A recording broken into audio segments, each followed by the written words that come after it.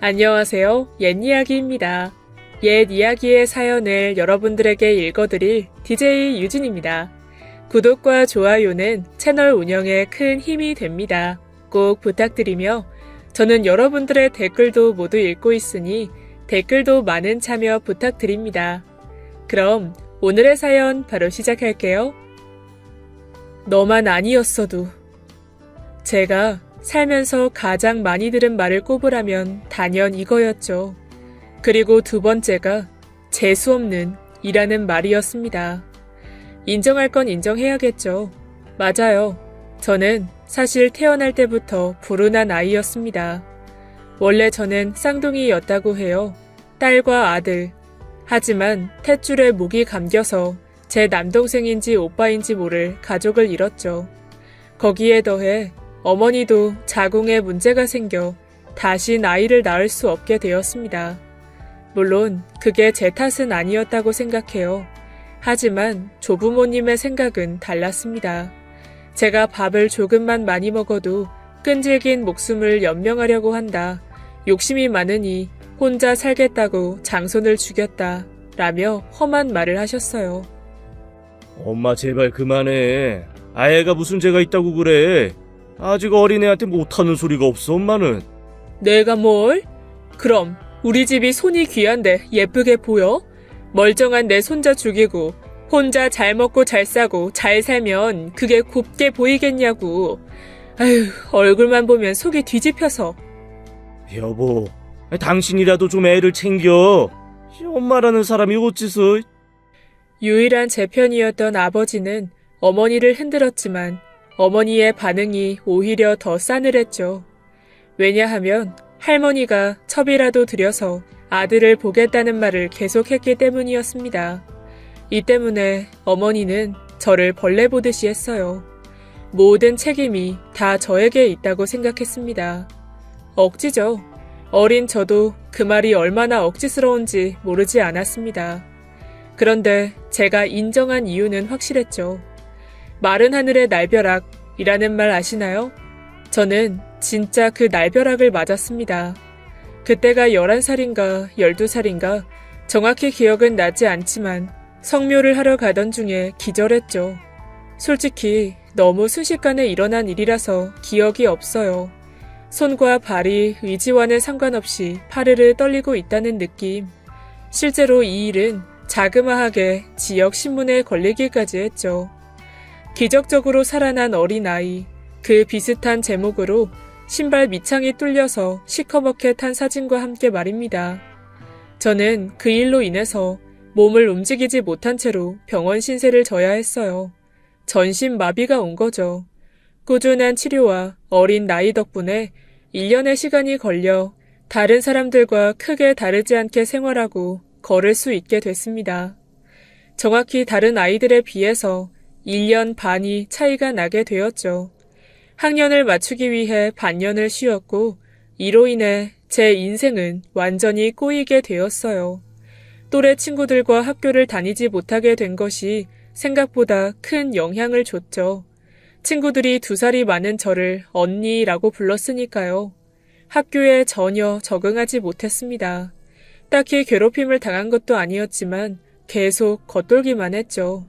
지금은 달라졌겠지만 당시에 학교에서 신체 검사를 할 때는 아이들을 줄 세워놓고 담임 선생님의 주관하에 몸무게와 키, 가슴 둘레를 쟀었습니다. 그런데 하필이면 담임 선생님이 나이든 남자 선생님이셨어요.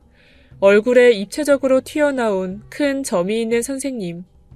굉장히 무섭기로 유명했고 체벌도 심한 분이셨죠. 화가 나면 아이들을 거꾸로 잡아서 발을 때리기도 했을 정도였어요. 곧이어 제 번호가 불렸고 저는 주춤거렸습니다. 17번 빨리 나와. 아야 나오라고 얼른. 그게 선생님, 그러니까 제가요. 이게 미쳤나. 야 시간 없다고 빨리 나오라고. 겉옷 벗고. 원래대로라면 중학교에 들어갔어야 했을 나이. 단지 또래 아이들보다는 성숙해서 부끄러웠기 때문이었어요. 위에 겉옷을 벗으라는 말에 저는 싫다고 거부했죠. 그랬더니 바로 구석에 몰아넣고 제 뺨을 연달아 때리셨습니다. 너무 아파서 정신이 없을 정도로 맞았어요. 결국 전 앞으로 질질 끌려가서 모든 아이들이 다 보는 앞에서 옷이 벗겨졌고 울면서 가슴 둘레를 쟀죠. 그 사건은 어린 제게 너무 충격과 큰 상처를 안겨줬습니다. 아무래도 소심한 성격에 자신감도 없어졌고 이전부터 자존감도 낮은 아이였기에 공부도 그렇게 잘하지 못하는 그저 그런 아이로 자랐습니다. 이뿐만이 아니었어요. 고등학교를 졸업하고 모처럼 간 가족 여행에서 큰 교통사고가 났습니다. 어머니는 한쪽 팔을 크게 다치셨고 아버지는 중환자실에서 열흘을 넘기지 못하고 돌아가셨죠. 할머니는 그 사실을 알고 제 머리채를 잡고 흔들었어요. 자신의 아들을 살려내라고 저를 쥐어뜯고 때리면서 장례식장에서 내쫓으셨죠. 그래서 저는 발인에도 함께할 수 없었습니다. 유일하게 날 사랑했던 아버지의 마지막도 보지 못했어요. 몇몇 친척들이 어린 아이에게 너무하는 거 아니냐고 거들었지만 저와 함께 버스를 타고 가고 싶진 않았는지 울고 매달리는 저를 끝내 떨어뜨려 놓고 갔죠. 심지어 어머니도 그 뒤로는 저를 보지 않았어요. 그렇게 저는 쫓겨나듯이 혼자 고시원에서 살게 되었습니다. 자기야, 난 있지. 너랑 있으면 뭔가 힘이 빠져. 우리 엄마가 그러는데 넌 죽상이라고 하더라. 얼굴에 그늘이 졌다고 나랑 안 어울리는 것 같대. 내가? 내가 마음에 안 드신데? 그건 내가 어떻게든 고쳐볼게. 이게 그런 이야기가 아니잖아. 못 알아들어? 헤어지자고 하는 거잖아. 너도 스스로가 알잖아.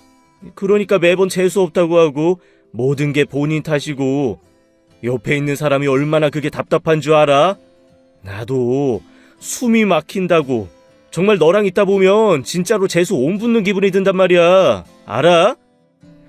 내가 더 잘할게. 우리 5년을 만났잖아. 나 곧 결혼해. 좋아하는 사람 생겼어. 궁합도 좋다고 엄마가 좋아하기도 하고. 결혼? 차라리 그냥 내가 싫다고 하지 그랬어? 헤어지자고 말할 용기도 없어서 엄마 핑계, 궁합 핑계야? 이게 왜 내 탓이야? 그래, 내 잘못도 있지. 근데 너도 그래. 세상 무너진 것처럼 한숨 쉬고 울고 짜고 곁에 있는 나도 힘들 때가 있는데 기댈 수가 없어. 혼자 서 있는 것처럼 힘들어하는 애한테 내가 뭘 할 수 있냐? 나도 같이 울까? 그래야 해? 야, 나도 웃고 희망적이고 긍정적인 사람이 편하더라. 그럼 말해주지 그랬어? 그럼 고치기라도 하잖아. 몰랐으니까. 내가 너 보호해주고 싶었으니까. 근데 아니더라. 아니었어, 넌.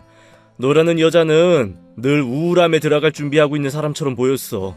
그리고 솔직히 너 좀 소름 끼쳐. 진짜 굿이라도 해봐. 굿이라도 해봐. 그게 5년 사귄 제 첫사랑의 마지막 말이었어요. 22살, 대학도 가지 않고 바로 사회에 뛰어들어 만나게 된 그 사람은 제 첫사랑이었습니다. 저와 함께 여행을 간 곳에서 술 취한 사람들에게 폭행을 당하게 되었고 저를 보호하려던 그 사람이 다쳐서 다리를 절게 되었죠. 이런 이유들로 직장도 잘렸고 꽤 오랜 시간 백수로 지냈어요. 병원에서 재활치료를 하면서 성격이 180도 바뀌었고 분명 좋은 사람이었는데 유독 저에게는 모질게 대하기 시작했죠. 모든 게 저 때문 같았습니다. 그래서 저는 책임지고 싶었어요. 하지만 그런 기회마저도 주지 않았죠. 사고 후 3년 일하는 시간 동안 최선을 다해서 간호했는데 말입니다. 이제 더는 절 사랑하지 않는다니. 그때 전 완전히 받아들였습니다. 저라는 사람은 어딜 가나 불운을 몰고 다닌다는 걸 말이죠. 저도 알아요. 제가 자학적이라는 걸 말이죠. 크고 작은 불행 속에서 저를 가장 미워했던 건 부모님도 할머니도 남자친구도 아닌 바로 제 자신이었습니다. 일단 전 다른 사람들과는 너무 달랐죠. 지친 눈빛, 내려간 입꼬리, 푸석한 얼굴. 전 이런 제 자신이 너무나 싫었습니다. 그래서 달라지고 싶었어요. 변하고 싶었죠. 그래서 전 잘못된 선택을 하고 말았습니다. 회사를 옮겨 이직을 하고 이름을 바꿨죠. 그리고 저는 저 자신마저 속이려고 노력했습니다. 새로운 이름을 가진 저는 어린 시절부터 사랑받고 자란 여자아이였고 너무나 밝고 씩씩한 사람이었으며 한없이 긍정적인 성격을 가졌다고 생각했죠. 그렇게 만들어진 가면을 쓰게 된 저는 남편을 만나게 되었습니다. 좋은 직장에 번듯한 남자였죠. 자기는 정말 대단한 것 같아. 부모님이 안 계신데도 씩씩하고 밝고 긍정적인 거 보면 말이야. 그 사람에게 전 고아였습니다. 물론 거짓말이었죠. 어머니는 멀쩡히 살아계셨고 제게 돈을 요구하실 때만 연락이 왔으니까 말입니다. 단칸방에 홀로 나와 살며 재수 없다고 내쫓은 딸에게 다 늙어서 효도를 강요하는 어머니. 솔직히 죽었다는 거짓말을 했을 때도 아무렇지 않았어요. 그야 엄마 아빠를 닮아서 그렇지. 부모님께서 내가 우울해하고 울고 하는 걸 좋아하실 리가 없잖아. 나 진짜 자기 만나고 나서 긍정적으로 바뀌는 것 같아. 누구라도 보고 배워야 한다니까. 자기가 최고야. 늘 긴장하면서 연애를 했습니다. 볼 근육이 아플 정도로 바보처럼 활짝 웃어 보였어요. 부들부들 경련하는 입꼬리는 그 사람과 헤어지고 돌아서는 순간에서야 원래의 자리로 돌아갔습니다. 작고 낡은 6평짜리 원룸으로 돌아가 침대에 누우면 온몸이 아팠죠. 몸의 근육이 단단하게 굳어 아플 정도로 신경이 곤두서 있었던 겁니다. 결혼을 보채지 않는 여자, 아쉬울 거 없는 여자, 의심하지 않는 여자, 이성과의 만남에도 관대한 여자. 저는 그런 여자 연기를 하고 있었어요. 그건 제가 아니었죠. 하지만 온통 거짓말로 범벅된 제 모습을 더 사랑해줬으니까 괜찮았습니다. 하지만 결혼까지는 욕심내지 않았어요. 저도 알았죠. 여기까지라는 걸요. 자기는 나랑 결혼하고 싶은 마음이 없어? 결혼? 난 지금 이대로도 너무 좋아. 나 정말 서운해지려고 하네. 괜찮아. 당신 부모님이 반대하시는 결혼, 괜히 밀어붙이면서 당신이나 부모님한테 상처 주기 싫어. 더구나 나 알잖아. 결혼에 그렇게 관심 있지 않은 거. 거짓말. 남편의 부모님. 아니, 정확히는 어머니가 절 싫어하셨습니다. 아무리 예쁘게 웃어도 아무리 예쁘게 말을 해도 소용없었죠. 아마도 세월이 주는 축적된 노련함으로 제 진짜 모습을 간파하셨던 것 같습니다. 제 첫인상부터가 마음에 들지 않는다고 하셨다고 들었어요. 하지만 남편은 오히려 결혼을 밀어붙였죠. 오기인지 뭔지는 모르겠습니다. 저를 놓치면 후회할 것 같다고 하면서 고집을 부렸고 시부모님들은 어쩔 수 없이 허락을 하셨죠. 대신 1년간은 시집살이를 하며 살림을 배우라는 조건을 거셨어요. 그렇게 저희는 부부가 되었습니다. 뭐? 살림을 하라니까 돈을 벌겠다고? 네, 일은 해야죠. 이제까지 늘 그랬고요. 요즘은 다 일해요. 무엇보다 남편이 잘 번다고 일을 그만두는 건 아닌 것 같기도 하고요. 저는 씩씩한 여자 흉내를 내면서 웃었어요. 봐, 내가 정말 장가 잘 갔다니까. 아니, 그거 몇 푼이나 번다고 고집을 피워 피우길? 왜 엄마? 다른 여자들은 결혼하면 놀 생각만 해. 애들 학원으로 내돌리고 커피나 마시면서.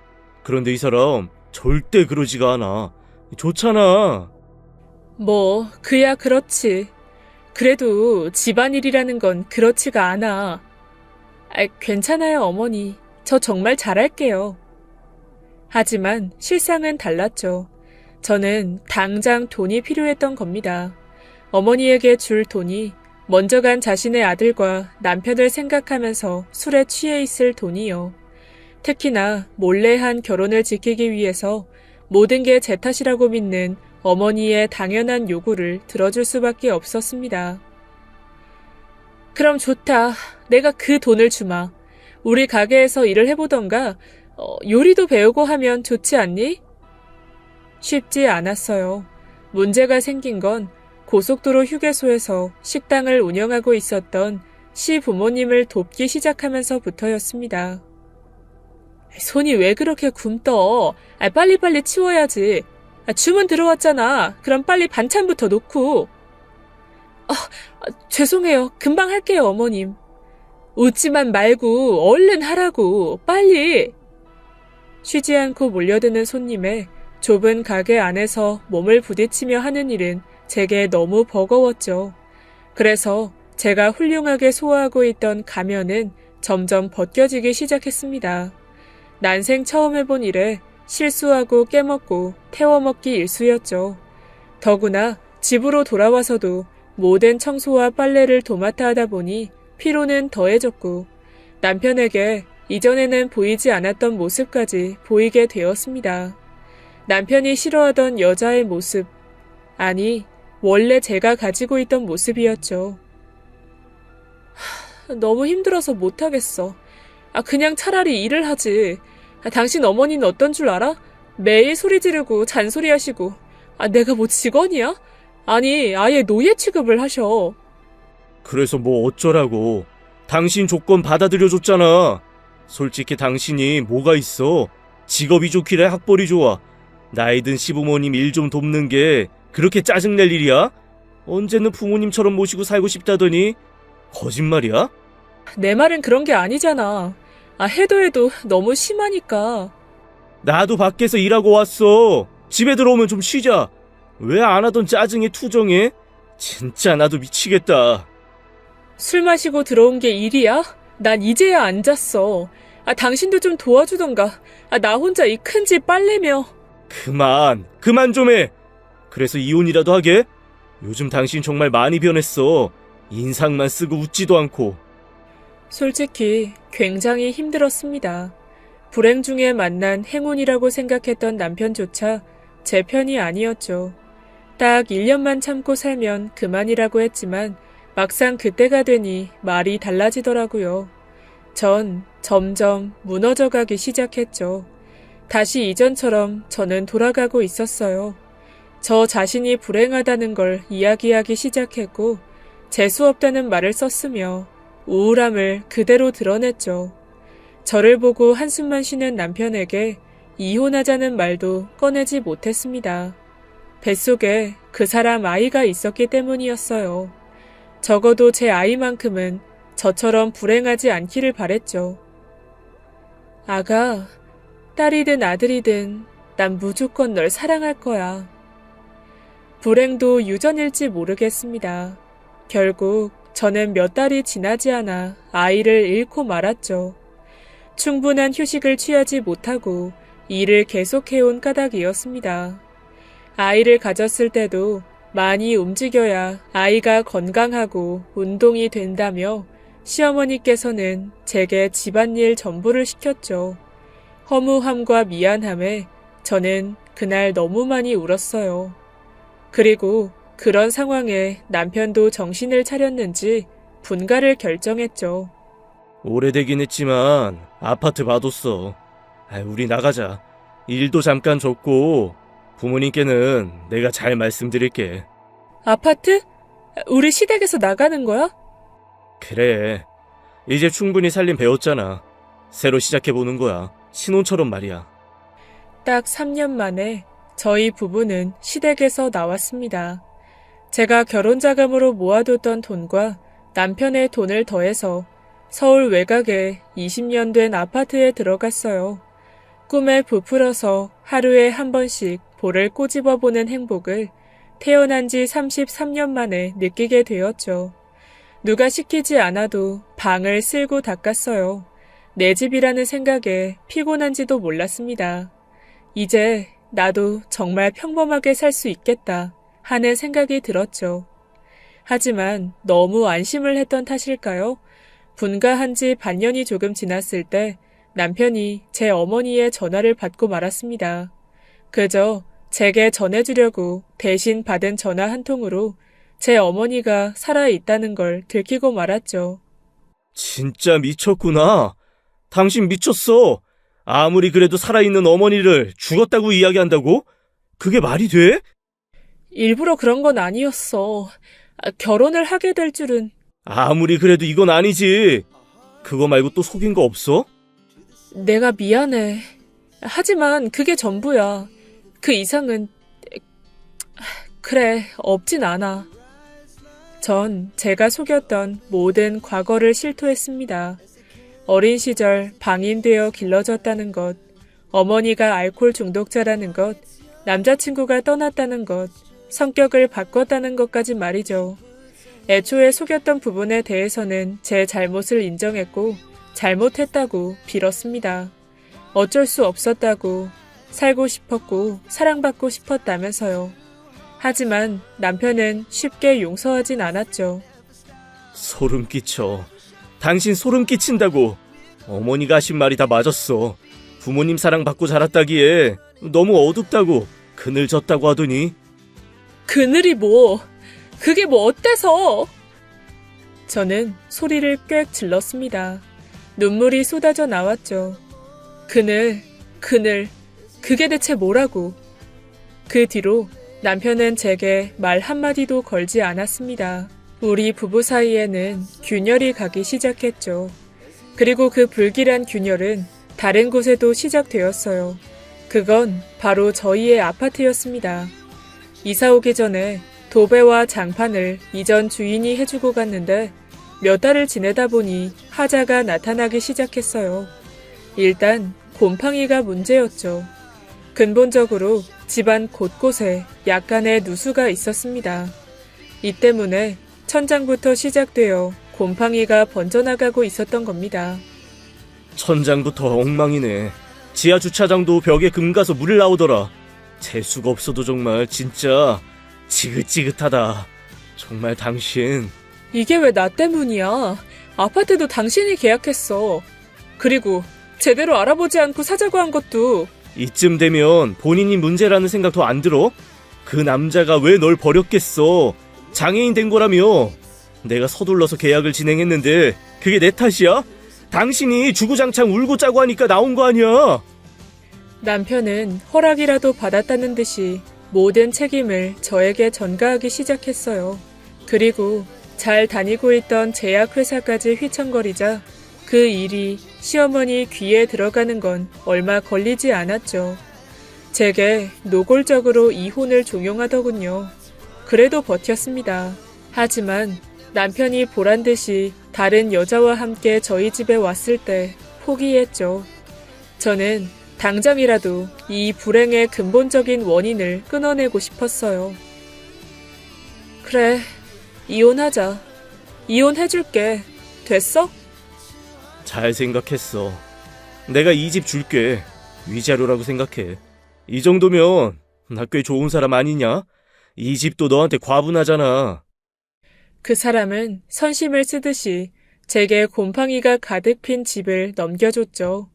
애초에 처분이 쉽지 않다는 걸 알아보고는 위자료 대신에 이 집을 주고 떠날 요량이었던 거였습니다. 너 그렇게 살지 마라. 알겠니? 어디 재수없이 결혼을 해서 우리 아들 인생 꼬이게 만들어. 멀쩡하게 살아있는 엄마도 죽였다고 하는 며느리. 차, 너 아주 독하고 모질구나. 처음부터 내가 뭘 했니? 뭔가 소름 끼치고 찝찝하다고 했잖아. 엄마 말 들으랬지? 그러게. 저 여자 만나고 나서 나도 되는 일도 없어. 이 땅 거지 같은 집에서 살지를 않나. 최악이었어.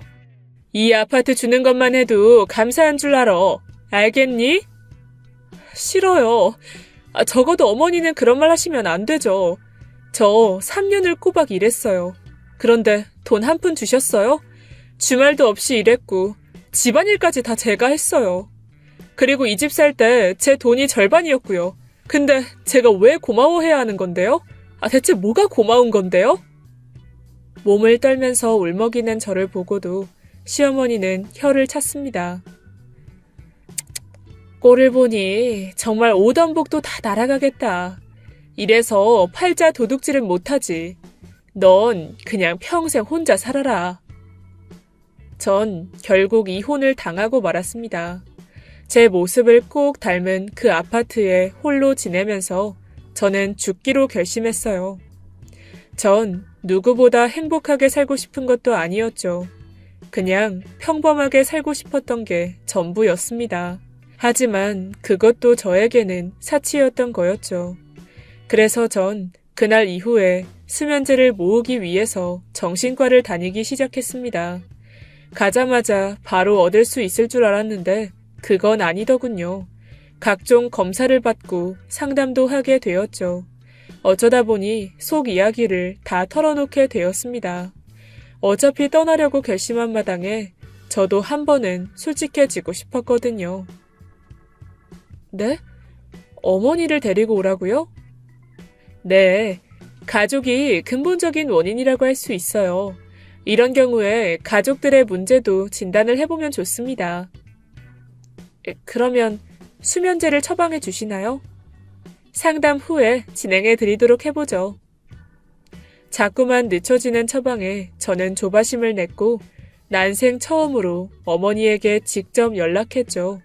딱 잘라 싫다는 어머니에게 술값을 주겠다고 하면서까지요.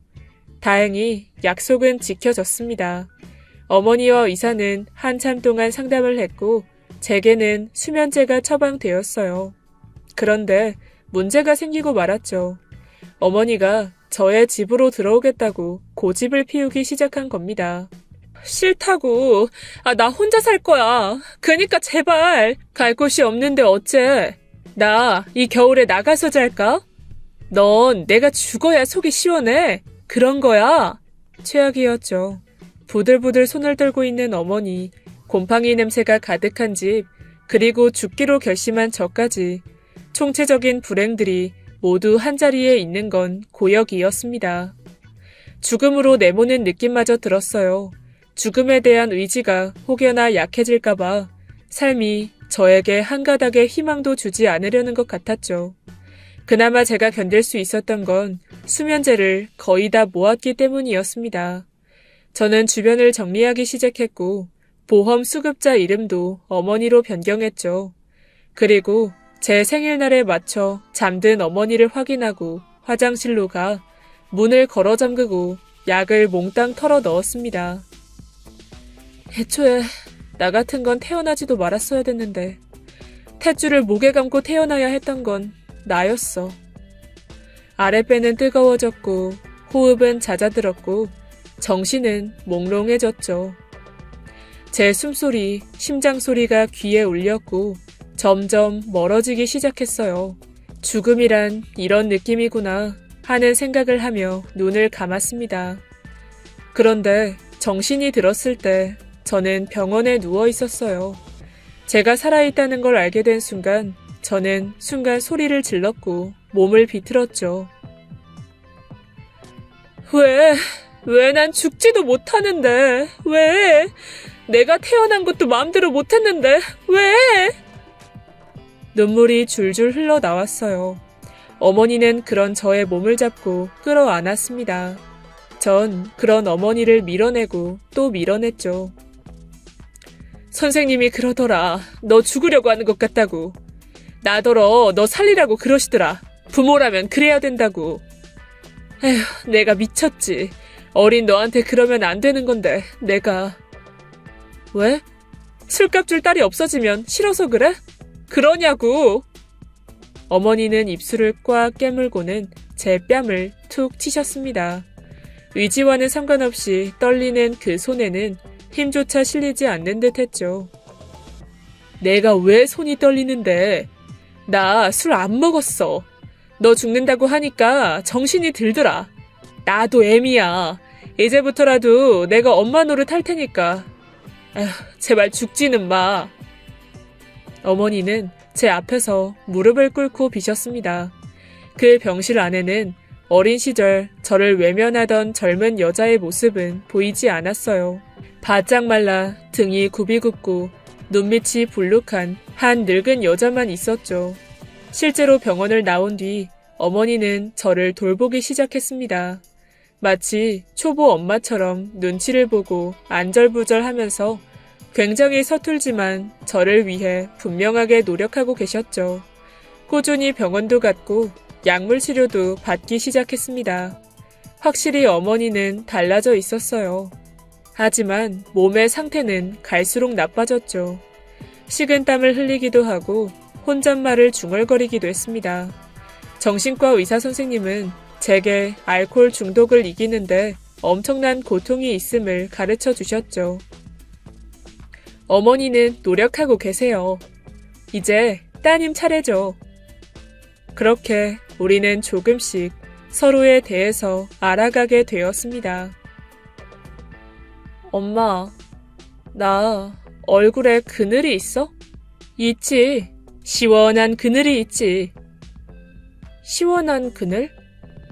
더우면 쉬었다가 가는 그 그늘 말이야. 진짜 장난치지 말고 진짜 진지하게 묻는 거야. 사람이 어떻게 계속 밝을 수가 있어. 빛이 있으면 그림자도 있다고 했어. 넌 대신 다른 사람들이 얼마나 아플지 공감도 하고 이해도 하잖아. 그지?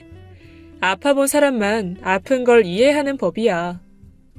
시원한 그늘. 그 말을 듣고 저는 눈물을 터뜨리고 말았죠.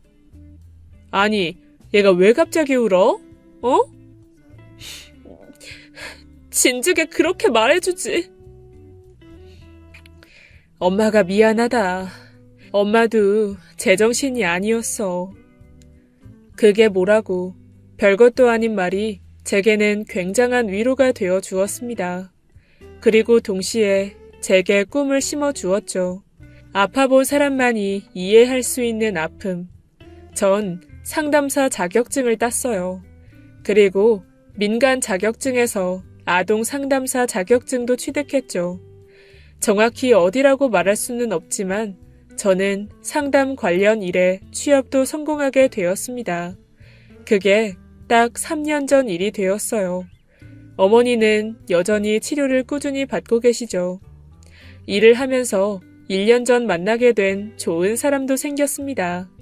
이전의 연애처럼 조급하게 굴지도 거짓말을 하지 않아도 제 있는 그대로의 모습을 사랑해주는 사람이죠. 그리고 2달 전쯤 우연히 제 첫사랑을 길에서 만나게 되었습니다. 서로의 곁에는 다른 사람이 있었지만 저는 웃으면서 인사했죠. 많이 좋아 보인다. 편해 보여. 나 지금은 굉장히 편해. 넌 어때? 지금은 행복하니? 뭐 남들이랑 같지. 행복해. 딸도 낳았어. 그래, 다행이야. 너도 편해 보여서. 저기 널 만나면 이 말 해주고 싶었어. 그 사고 난 거 사실 내 탓이었다고. 그때는 누구라도 원망하지 않으면 힘들었어. 그래서 내가 너한테 너무 나쁘게 굴었지. 1살, 2살 먹으면서 후회했어. 내가 너한테 했던 그 말들 언젠가 만나면 사과하고 싶었어. 나도 마찬가지였어. 나도 어렸으니까. 널 책임지려고 했고 너에게 부담만 줬지. 저희 둘은 악수했습니다. 그리고 각자의 연인 곁으로 돌아갔죠. 꽤 멋진 이별이라고 생각했어요. 하지만 전 남편과의 재회는 그다지 멋지지 않았습니다. 집값이 폭등하게 된 최근에 저희 집까지 찾아와 난동을 부리더군요. 저와 헤어지고 일자리를 잃고 휴게소 자리도 계약이 끝나 비워주게 되면서 가세가 많이 기울었다고 합니다. 그런데 최근에 아파트 값이 3배, 4배로 뛰면서 그게 갑자기 아까워진 거죠. 우습더군요. 전 그냥 경찰을 불렀습니다. 더 이상 말이 통하지 않을 것 같았죠. 어머니는 경찰들이 제지하기 전까지 계속 전 남편 얼굴에 소금을 뿌리셨습니다. 얼마나 뿌렸는지 머리가 새하얗게 보일 정도였죠. 나 절대로 이 집 포기 안 할 거야. 알아? 네네, 잘 들었고요. 다음에 또 오면 진짜 고소할 거야. 알았지? 어디 또 와봐라. 그때는 아주 염장을 해줄 테니까. 그 사람 아직까지도 계속 연락이 오고 있어요. 다시 합치자면서 사정을 하고 울고 짜고 난리도 아니었죠. 하지만 이제 더는 그런 걸 신경 쓰지 않습니다. 예전 같으면 제가 행복해지려고 할 때 찾아온 불행이라고 여겼을 저였지만 제가 사는 아파트 가격이 폭등했다는 소식을 전하러 온 제비쯤으로 생각하고 있어요. 예전에는 왜 몰랐을까요? 빛이 있으면 그림자가 있기 마련인데 저는 늘 그림자의 시선을 고정한 채 살아왔던 것 같습니다. 운 좋게 태어난 아이, 벼락을 맞고도 살아난 아이, 죽음에서도 살아난 행운아, 그게 저였어요. 얼굴에 시원한 그늘을 들이우고 누구라도 쉬어갈 수 있도록 이야기를 들어주는 제 일이, 그리고 제 자신이 지금은 너무도 좋습니다. 난 너무 불행해. 난 운이 없어. 왜 남들과 난 다르지? 하며 혹시나 저와 같은 생각을 하시는 분들에게 말하고 싶어요. 불행의 원인은 늘 자신에게 있다는 걸 말입니다. 몸이 굽으면 그림자도 굽는 게 당연한 건데 계속 그림자의 탓만 하실 건가요? 몸을 세우고 그림자를 바로 만들 사람은 자기 자신뿐이라는 걸 꼭 기억해 주셨으면 합니다. 불행을 치료할 사람도 저 자신뿐이거든요. 부디 모두 행복하시길 바랍니다. 지금까지 예디야기였습니다. 끝까지 함께 해주신 여러분 진심으로 감사드리며 저는 내일 이 시간 다시 돌아올게요. 감사합니다.